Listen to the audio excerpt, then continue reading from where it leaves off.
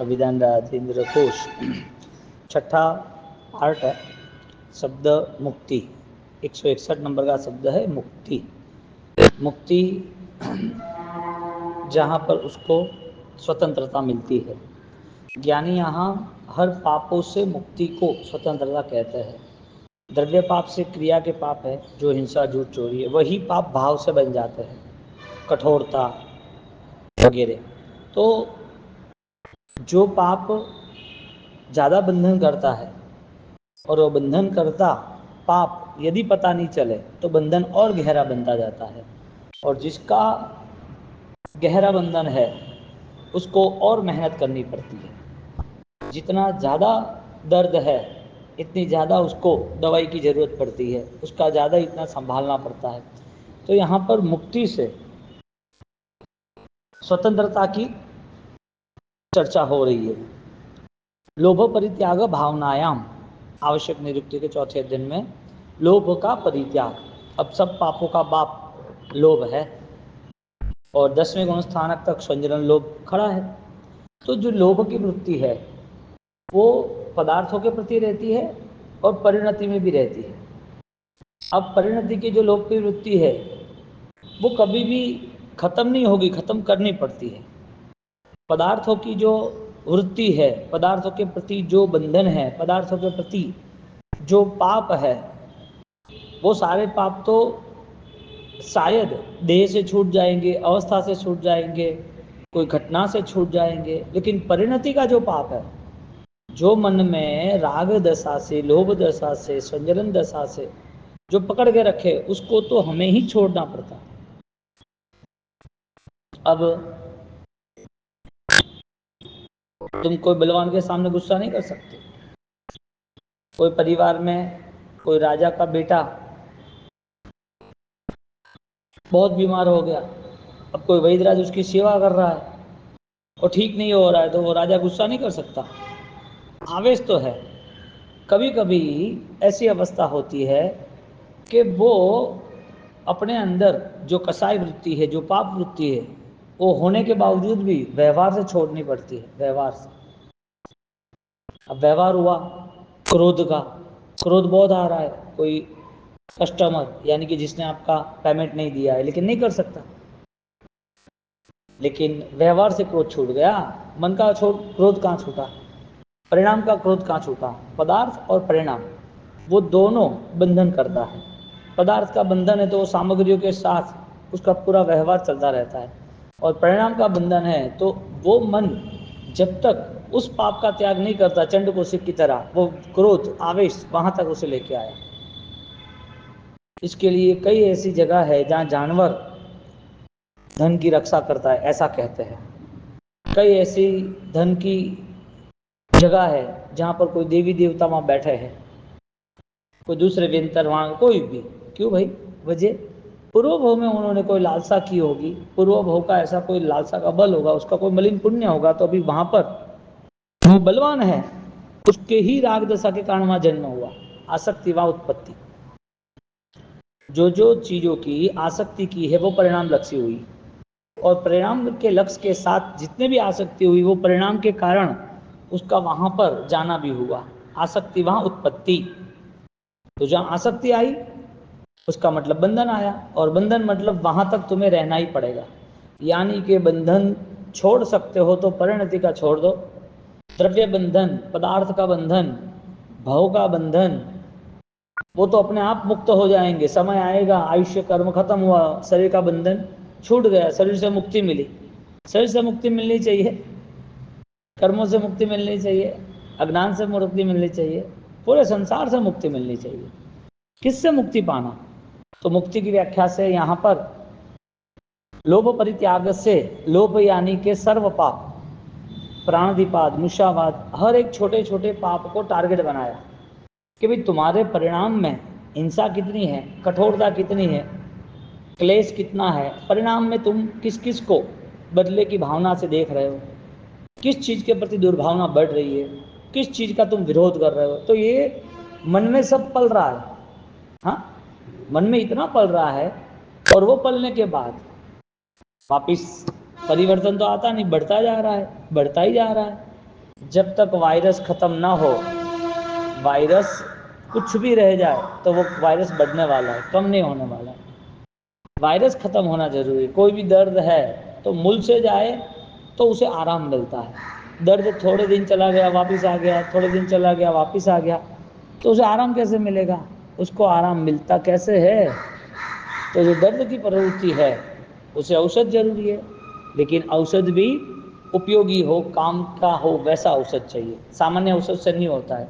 पदार्थों के बंधन छूट जाए फिर भी परिणति के बंधन नहीं छूटे तो क्या करना? दादा गुरुदेव रायचूरी महाराज के समय में ऐसी घटना घटी थी। रोज प्रवचन में आने वाले भागशाली, उसमें से एक व्यक्ति लेट आए 20 मिनट, सब सामने बैठे हैं, और गुरु महाराज के प्रवचन के बाद वो अंदर अंदर बात कर रहे थे कि आज आप लेट आ गए, आप जल्दी आते थे और आनंद आता, कितनी आगम सूत्र की गुरुदेव बात करते हैं। तो वही बोल रहे कि भाई मेहमान आए थे, रखने गए थे, तो वापिस तीसरा आदमी बोला कि भाई मेहमान आए थे तो मेहमान को लेके आना चाहिए, अतिथि को लेके आते, गुरुदेव के दर्शन होते, भगवान की वाणी सुनने मिलती, धर्म का संघ के साथ बोध होता, क्योंकि वो आने जैसा नहीं था इसके लिए। उसका बेटा सुबह डेथ हो गया, युवान, और वो बेटे को अग्नि संस्कार करने गए थे, इसके लिए लेट हुआ और वापस आया। पदार्थ का वियोग हो गया, परिणति का वियोग हुआ, वो आनंद आया था। पदार्थ वस्तु यानी कि पुद्गल, पुद्गल रूपी देह चला गया।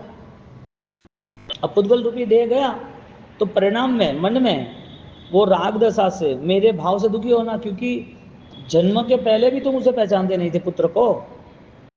ये तो देह मिला, इसके लिए तुमने अपना मान लिया, उसके देह और उसके लालन पालन के कारण पुत्र को अपना मान लिया। तो जगत के सारे संबंध, जगत की वस्तु स्थिति ये है कि जिससे तुम अधिकार करना चाहोगे और वो असत्य होगा, नाशवंत होगा, तो उसमें तुम दुखी हो।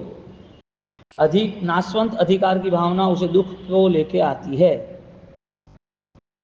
वो मिथ्या भाव में ही स्थिर रहता है, क्योंकि राग के बंधनों से वो इतना जुड़ गया था कि जिसके कारण वो अपने बंधनों को ही नहीं पहचान पाया। राग के बंधनों से इतना जुड़ गया था कि बंधन ही धन लग रहा था उसे।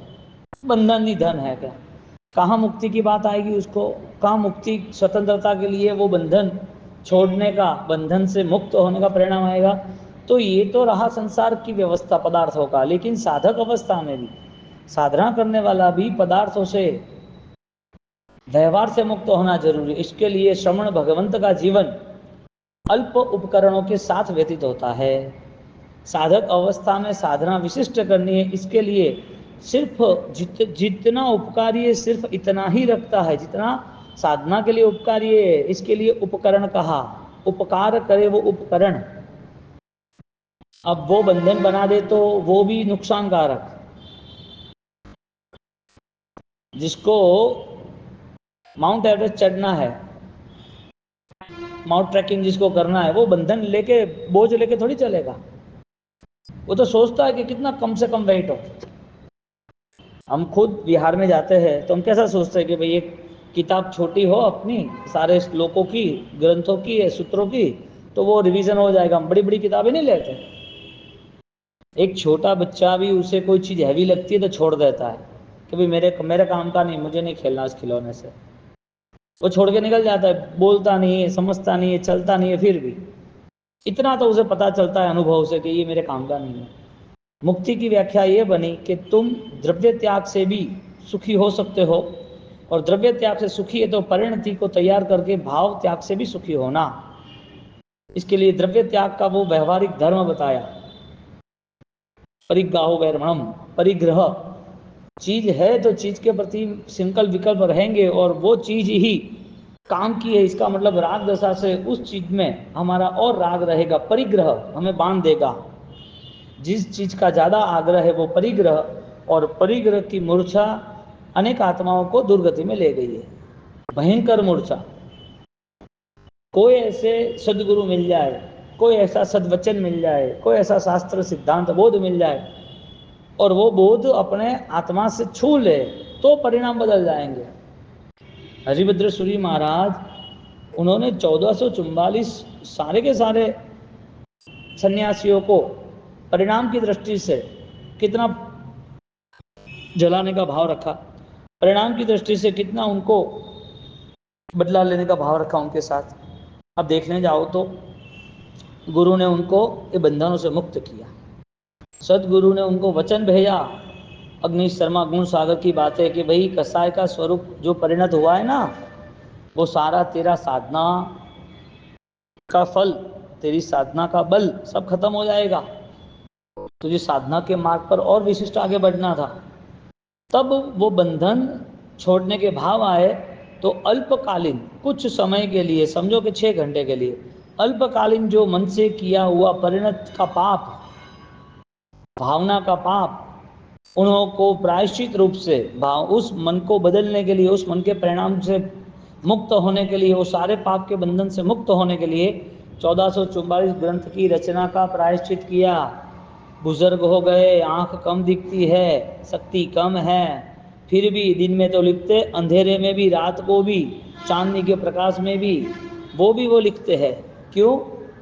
मुझे मुक्ति चाहिए और कुछ नहीं चाहिए। तो बंधन बताने वाला भी कोई चाहिए ना, जो संसार में डुबा रहा है। एक व्यक्ति को पत्थर बांधकर बड़े समुद्र में डाल दो तो डूब जाएगा, पत्थर हैवी है, वो बंधन है उसके लिए। वही बंधन के बिना उसको समुद्र में डाला तो वो तैर जाएगा, वो आगे तक तैरता है। अब जिसको बंधन है वो आगे नहीं बढ़ सकता। नॉर्मल भी गाड़ी की ब्रेक होती है तो रुक जाती है, एक घोड़े को भी लगाम बांध दे तो रुक जाता है, एक कुत्ते को भी घर में पटा बांध के रखते तो भी रुक जाता है, गाय को भी, बैल को भी रस्सी बांध के रखते गमाण में तो भी रुक जाती है। बंधन यानी के रुकना, मुक्ति यानी के निरंतर बहना, चलना, निरंतर चलना। अब जिसकी गति गतिशील है, प्रगति विशिष्ट है, इसका मतलब वो मुक्ति के ओर प्रयाण कर रहा है। हरिभद्र सूरी महाराज का जीवन देखो, कैसे उनको मन से मुक्त कर दिया। चंड कौशिक का जीवन देखो, कैसे परिणाम से मुक्त कर दिया भगवान ने। मार्गदर्शक कितने महत्वपूर्ण रोल निभाते हैं, मार्गदर्शन का रोल कितना महत्वपूर्ण है। मार्गदर्शन मिले तो महत्व भी पता चला कि भाई ये तो मेरा स्वरूप है। तो मुक्ति जो है वो सर्वश्रेष्ठ स्वरूप है हमारा। अब कोई बोले, कोई बेटा है 8-10 साल का और वो टूर पे गया है और वो घर पे आया, तो क्या उसकी मदर पहचानने से इनकार करती है? तो मेरा ही बेटा है ना, तुझे यहाँ तल था ना, तेरा ये नाम है ना, ये सब वो चेक करती है क्या? कुछ भी चेक नहीं करती। आत्मा की मुक्ति के लिए उसे पुरुषार्थ क्या करना पड़ता है? उसे इतना मानना पड़ता है कि मैं ये सब बंधनों से मुक्त हूं और ये सारे बंधन मेरे से पराये हैं। इतनी गहरी पहचान हो जाएगी, सहज भाव की प्राप्ति निरंतर चलती रहेगी। मैं नित्य आत्माओं में स्वतंत्र हूं, मैं शुद्ध बुद्ध निरंजन निराकार हूं, निजानंद मेरा स्वरूप है। उस चेतनाओं का बहाव रुकता ही नहीं है, लेकिन बंधनों के द्वारा रुक गया है। अब जैसे कुत्ते को छोड़ दिया, वो घूमता रहेगा ग्राउंड में। गाय बैल जो बाहर घूमती है, इसका मतलब क्या कि उसको बंधन नहीं है। तो जो स्वतंत्रता है उसका मूलभूत उद्देश्य यही रहा कि अब मुझे कोई चीज रोक नहीं सकती। एक माँ को बच्चे की पहचान के लिए कोई पुरुषार्थ नहीं करना पड़ता है। एक आत्मार्थी आत्मा जो है, अध्यात्म से जुड़ा है, उसका आत्मा का शाश्वत स्वरूप उसे पता है, उसे उस स्वरूप से कोई दूर नहीं कर सकता। बस जो बंधन है ना, उसको समझना है। तू बंधन नहीं है और तू जो है वह, उसमें तुझे कोई बांध नहीं सकता। तू बंधन है नहीं। और तू कौन है? तू स्वतंत्र है, मुक्त है, सिद्ध है। तो तुझे कौन बांध सकेगा? कोई बांध नहीं सकेगा। तो ये जो ज्ञान स्वरूप की उपासना है, ज्ञान साधना जो है मुक्ति की, वहां जुड़ना जरूरी है। इसके लिए द्रव्य बंधनों से मुक्ति हो जाएगी तो मौत आती है तो देह की मुक्ति है। साधना का प्रारंभ करते तो परिवार से, स्वजनों से मुक्ति है।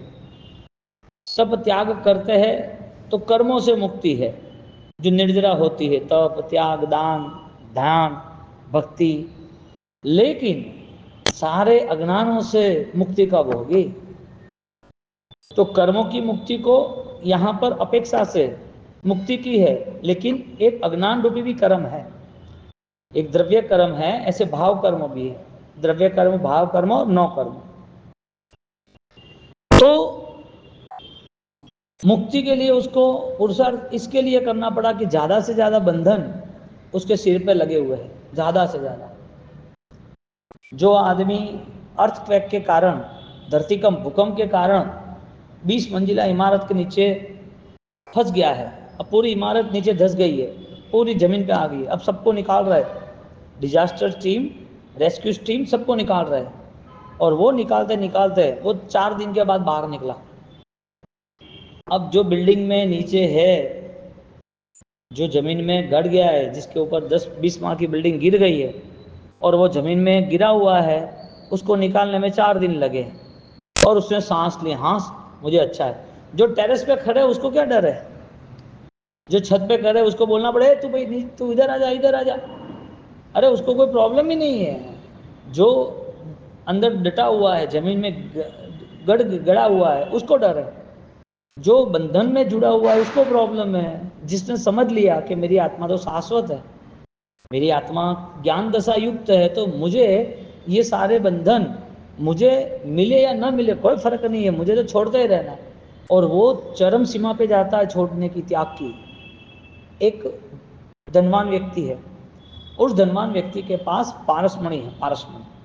अब चोर आए, उसका 1000 किलो सोना लेके गए, उसके हीरे लेके गए, उसके पैसे लेके गए, सब कुछ लेके चले गए। उसके पास पारसमणि है, वो दुखी या सुखी? उसे पता है कि मेरा करोड़ों किलो सोना भी गया हो या करोड़ों अरबों के हीरे भी गए हो, ये पारसमणि मेरे पास है ना, तब तक कोई प्रॉब्लम नहीं है। पारसमणि हर लोहे को छूते वापिस सोना बन जाएगा। लेकिन पारसमणि चली गई तो संभावना नहीं है। तो पारसमणि वो हमारा अध्यात्म है। पारसमणि वो मुक्ति और स्वतंत्रता का रास्ता है। अब वो गुण है ना पारसमणि, पारसमणि में एक क्वालिटी है, गुणवत्ता है कि हर लोहे को सोना बना दे। अब तुम्हारे पास अध्यात्म दर्शन है, आध्यात्मिक स्थिति की ऊंचाई है। अब संसार के सारे बंधन आए या जाए, तुम किसको महत्व ज्यादा दोगे? संसार के सारे पदार्थों को महत्व ज्यादा दोगे, उनको संभालोगे, या पारसमणि को संभालोगे? तो जैसे आत्मधर्म का विकास होता है तो वो समझ जाता है कि अभी आत्मधर्म के कारण अभी मेरे जीवन में सुख आए, दुख आए, मान सम्मान अपमान, ये सब बंधन की स्थिति है। सम्मान दे या न दे, मुझे मेरे बंधनों से मुक्त करने वाला पारसमणि मेरा अध्यात्म मेरे पास है। लोभो परित्यागत भावनायाम बाह्य अभ्यंतर वस्तुसु तृष्णा विच्छेदे, जो बाह्य धनादि और अभ्यंतर इच्छाओं की मुक्त दशा, जो तृष्णा है, जो राग दशा है। अब एक छोटी तृष्णा आप देखने जाओ, तंदुल्या मत्स्य, न लेना न देना, अंतर मुहूर्त का आयुष्य, और 7वीं नरक तक चला जाता है। किसके प्रभाव से? सिर्फ आसक्ति के प्रभाव से। व्यवहार जितना हमें महत्वपूर्ण लग रहा है ना, वो सिर्फ 1% है। और वो व्यवहार को ताकतवर बनाने वाला जो निश्चय है, वो निश्चय का फल 99% है। 99%।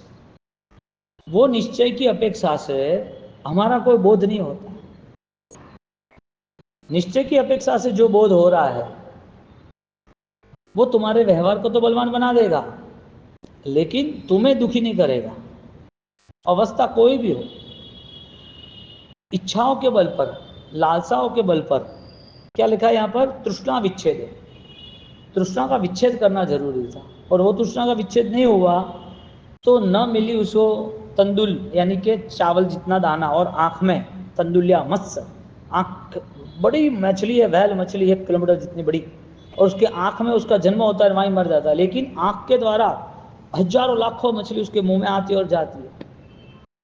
अब वो तंदुल्या मत्स्य, अंतर्मुहूर्त का आयुष्य, और वो तंदुल्या मत्स्य वो 7वीं नरक तक चला जाता है। किसके प्रभाव से? पाप की क्रिया के प्रभाव से, पाप के विचारों के प्रभाव से, पदार्थों के प्रभाव से, कि परिणति के प्रभाव से।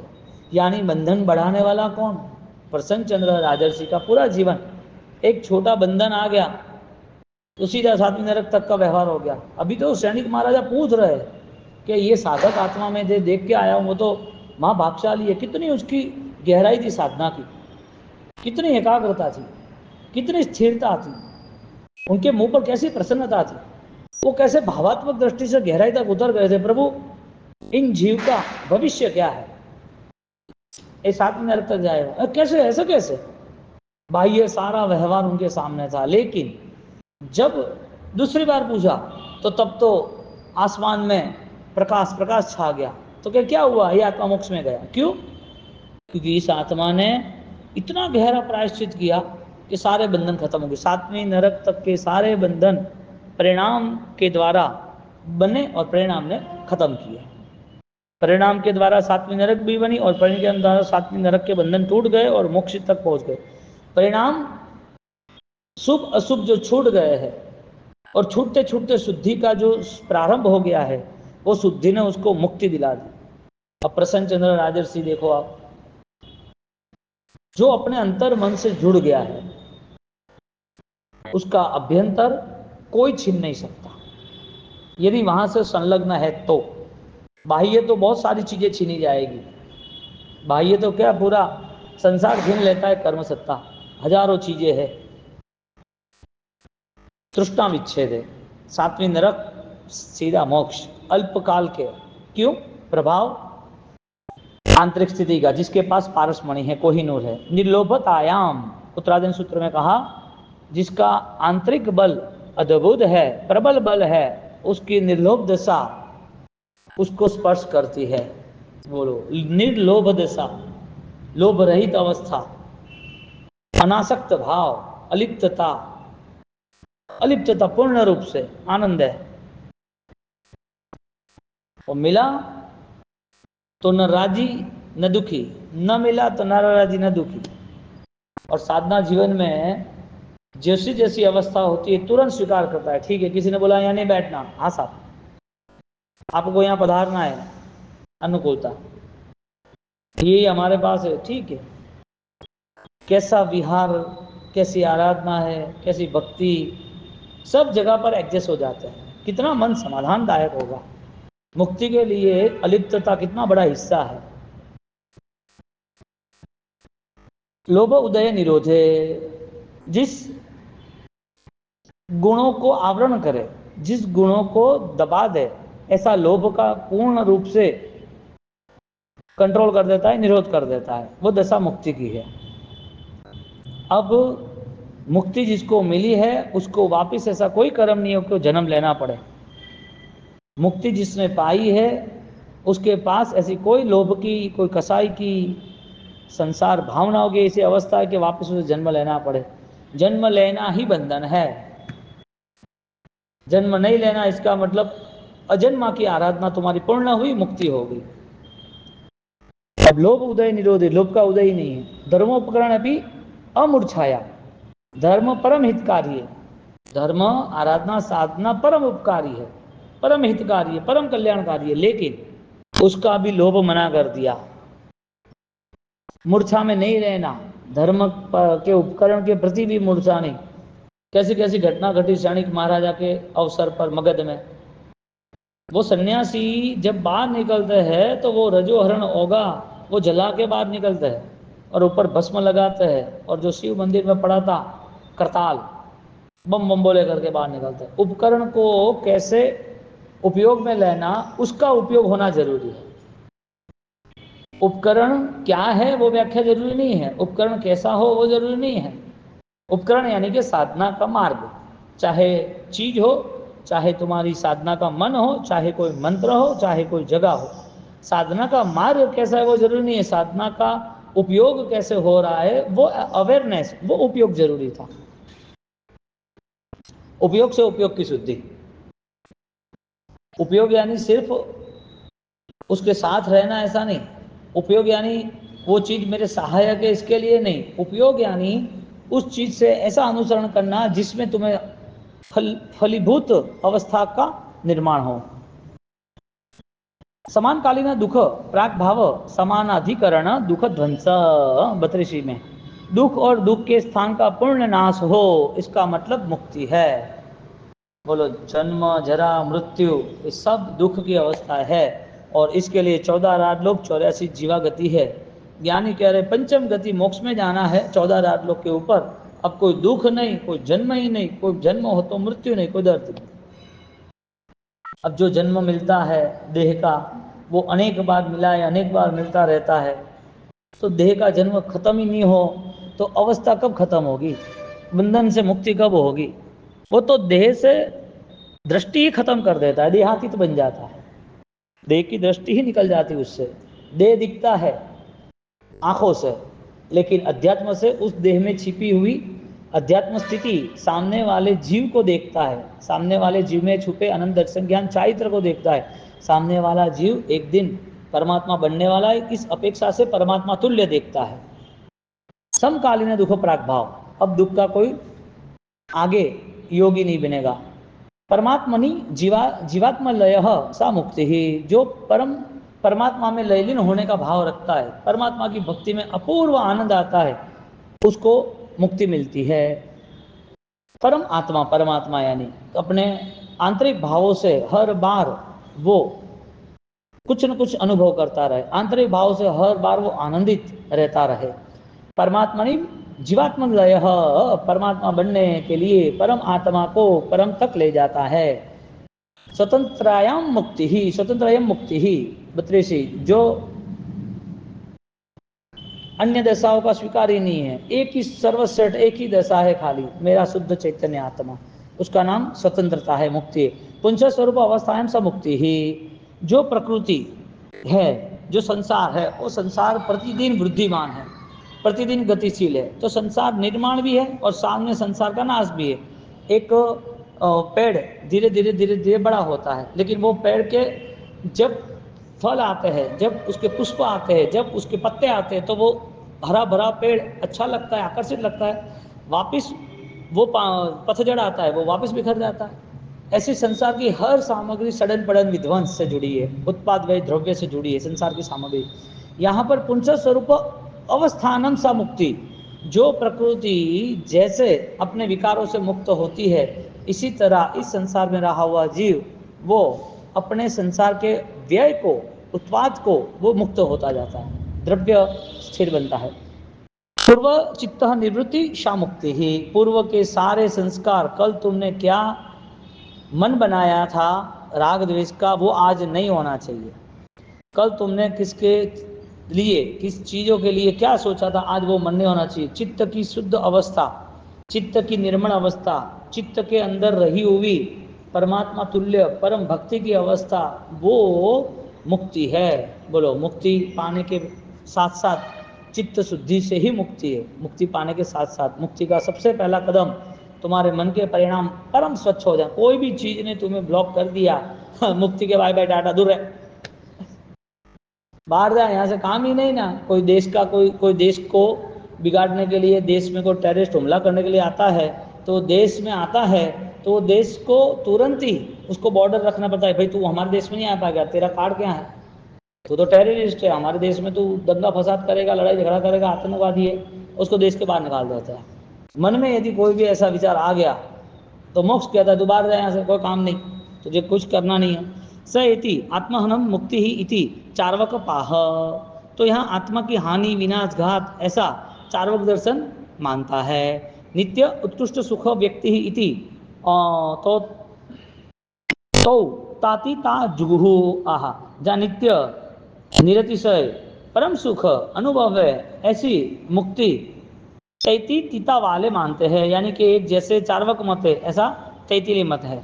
वेदांतुषु अविद्यायाम निवृत्ति विवक्ता केवल आत्मन अवस्था। अब वेद दर्शन किसको मुक्ति मानता है? चार्वक दर्शन, तैतीय दर्शन, वेद दर्शन मुक्ति मानता है।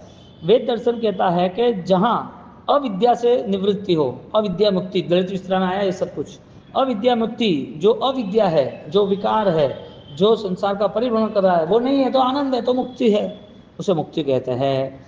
कुछ नाम कर्मणाम ज्ञानावन्य क्षय मुक्ति ही, ज्ञानावन्य आदि कर्मों को यानी कि अष्ट कर्म, संपूर्ण कर्म का क्षय, वो मुक्ति, वो ही मुक्ति है, एकांत पंडित मानते हैं। रुजु सूत्रादि नए ज्ञान सुखादि का परंपरा मुक्ति।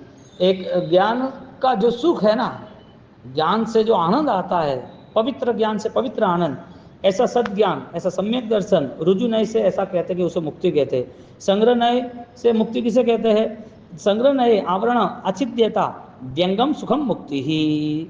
संग्रह नय अनुसार जिस आवरण का नाश हुआ, यानी जितने कर्म थे वो कर्म चले गए, इसका मतलब कर्म रहित अवस्था को मुक्ति कहते हैं।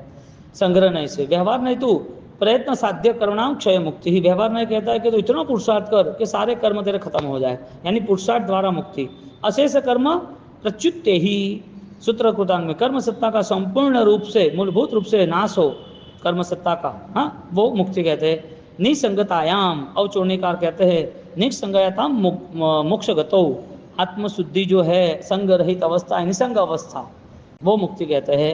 ईशत प्राक भारायाम पृथ्वीयाम 45 लाख योजन जैसी विशाल ऐसी भूमि जो है लंबी, ईशत प्राक भरा नाम की पृथ्वी जो है, उस पृथ्वी को मुक्ति कहते हैं। ऐसी इस मुक्ति के लिए हर दर्शन अलग मानते हैं और वो दर्शन की महिमा यहाँ पर ज्ञानी कहते हैं। तो जहाँ मुक्ति की भावना है वहाँ पर बंधन नहीं आता है।